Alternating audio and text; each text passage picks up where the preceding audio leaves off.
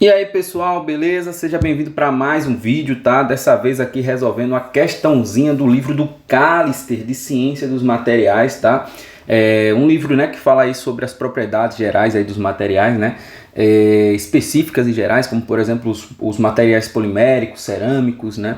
Enfim, compósitos. Então é um estudo legal aí, tá? E aí eu trouxe uma questãozinha do capítulo 2, questão 15, né, do capítulo 2, que fala o seguinte, olha só. Calcule a força de atração entre um íon de cálcio e um íon de oxigênio, cujo os centros estão separados por uma distância de 1,25 nanômetros, tá? Então a primeira coisa que eu vou fazer aqui é logo passar esse raio, que é a distância entre essas duas partículas aqui, tá?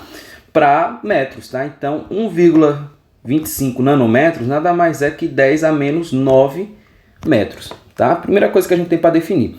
A segunda coisa é o seguinte, olha que ele está falando força de atração, né? Então é uma força eletrostática, que é nada mais nada menos que a lei de Coulomb, tá? Então é a força eletrostática e nós conhecemos ela como sendo escrita assim, né? 1 sobre 4 π epsilon 0, né? E aí a gente relembra aí as nossas questõezinhas de eletro que está resolvida aqui no canal. Então se você ainda não ouviu nossas questõezinhas de eletro do livro do Griffiths, tá? Procura aí no canal, tem muita questãozinha legal resolvendo a equação de Laplace. Enfim, vamos lá.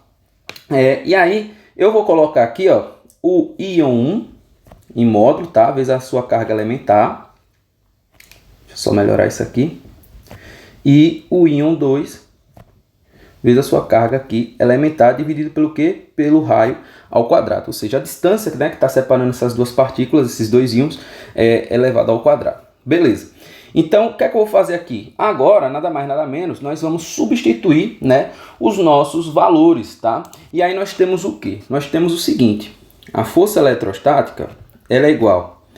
Só para quem é médio e está vendo aí essa constante aqui, não está lembrado, isso aqui, pessoal, geralmente quem é o pessoal do médio vê como uma constante K, né? Que é a constante eletrostática aí no vácuo, que é 9 vezes 10 a 9, né?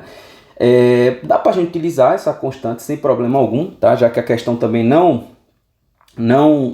especificou, né, quem é esse epsilon 0 aqui, né? Então, como a questão não especificou, dá para utilizar tranquilamente, tá?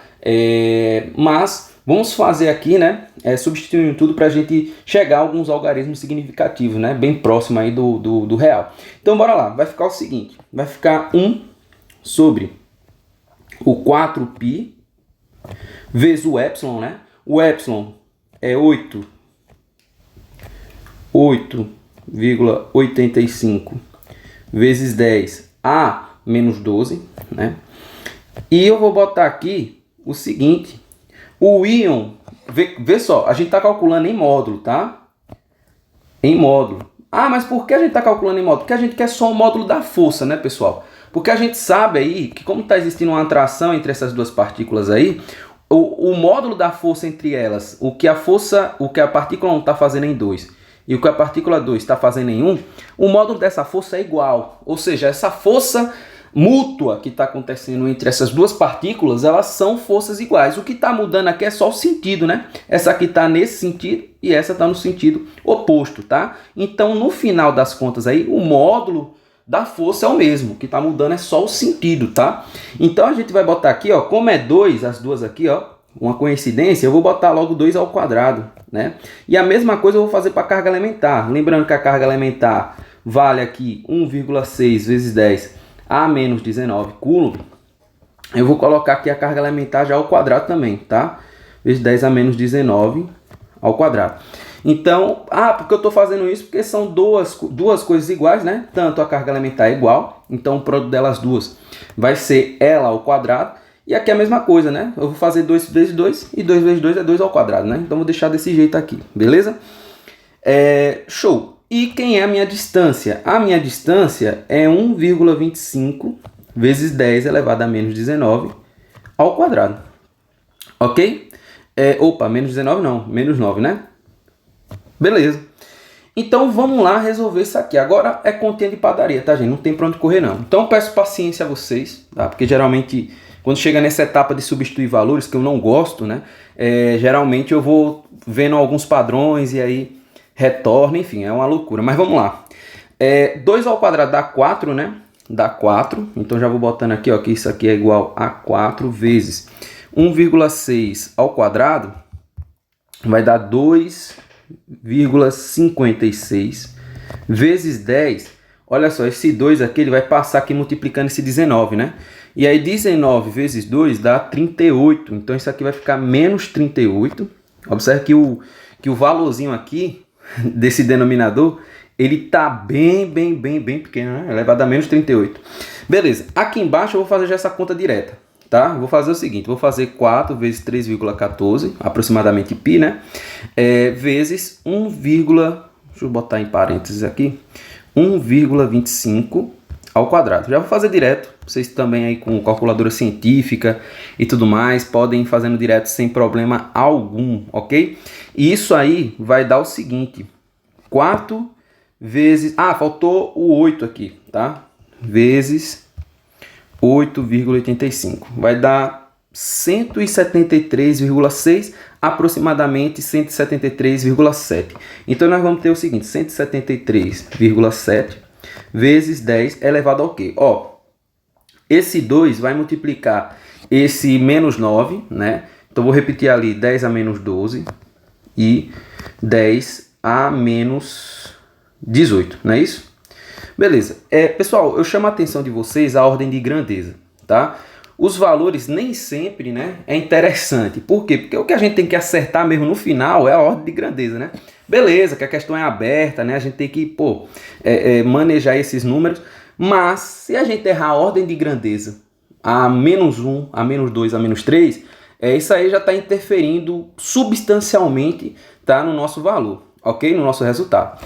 Então, bora lá. Bora resolver isso aqui agora. Nós vamos ter o seguinte, 4 vezes 2,56 dá 10,24.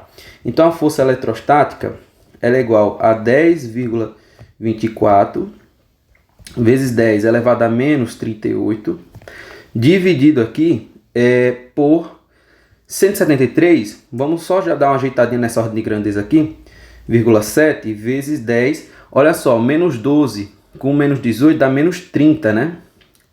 Menos 30. Agora vê o seguinte, olha só. Olha o que é que eu vou fazer aqui. Essa vírgula aqui eu vou deslocar e vou botar ela aqui, tá? Se eu pular 2 casas para lá, eu vou diminuir 2 casas aqui, né? Ou seja, eu vou diminuir 2 unidades aqui. Então vai ficar o seguinte, vai ficar 10,24 vezes 10 elevado a menos 38, tá? Dividido aqui, ó, por 1,737 vezes 10 a menos 28, tá? Show! Aí o que é que vai acontecer aqui, ó? Vai acontecer o seguinte, 10,24 dividido aí por aproximadamente 2, né? Eu acho que isso vai dar 5, alguma coisa. Dividido por 1,737 vai dar 5,9 aproximadamente. Deu 5,89, 5,9 aproximadamente, vezes 10 elevado a menos 38, vezes o 10 a menos 28 aqui, eu vou subir ele positivo, tá? E aí vai ficar o seguinte, 10 elevado a 28, certo? Agora, mesma base, né? A gente repete ela e soma aí os expoentes. Então vai ficar 5,9 vezes 10 a menos 10, tá? Newtons.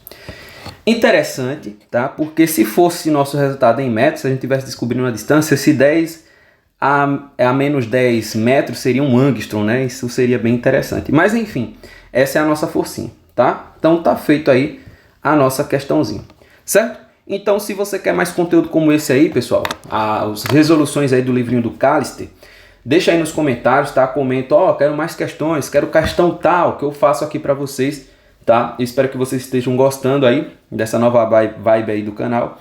E é isso, pessoal. Para quem quer revisar eletrodinâmica, tá?